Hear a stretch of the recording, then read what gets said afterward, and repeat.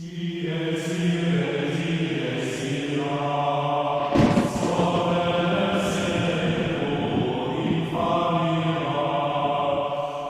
called Northern Monk Brew Co. Monks have brewed in this country for thousands of years. The Doomsday Book of 1086 records the brewing of gallons and gallons of ale down at St Paul's Cathedral, and it's somewhat of a forgotten art within the monks of this country, and that's kind of one of our inspirations. But we like to take that kind of basis and to try and re-inspire it and use more progressive and bold techniques and ingredients from across the world to produce kind of bold and exciting beers and flavours. Northern Monk was set up in 2013.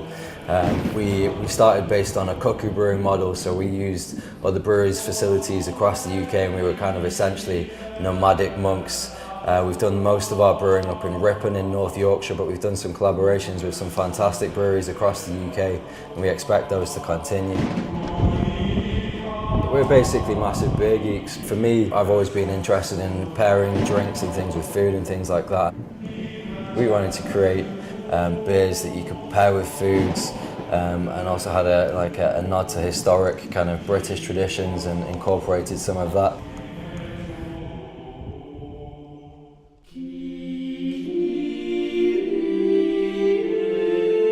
We started with two styles of beer. The New World IPA is kind of an India Pale Ale that harks back to the India Pale Ales of old. It's a 6.2% beer. We use the same kind of hop ratios and techniques used, including the dry hopping process that was used back in the 17 and 1800s.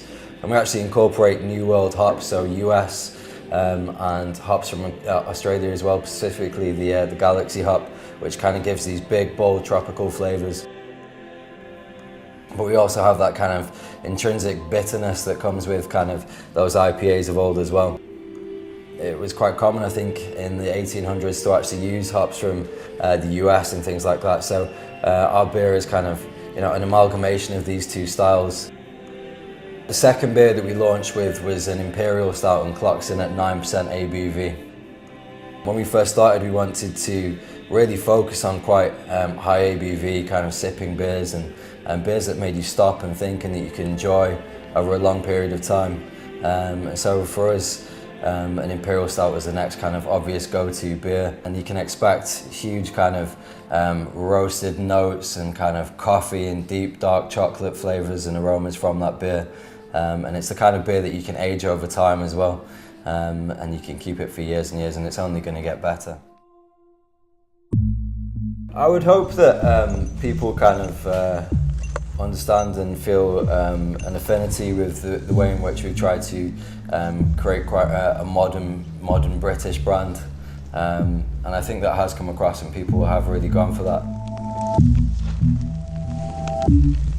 The future holds tons of stuff for us. We've got some amazing collaborations coming up. We're really privileged to have worked with some great breweries across the UK.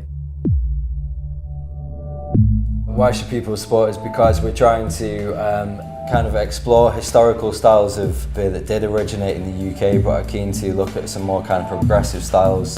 And I think ours kind of really fit the bill in that sense. And if you're keen to find out what an Imperial Stout tastes like and read a bit about the history and explore the history of the style, and that's a fantastic go-to beer.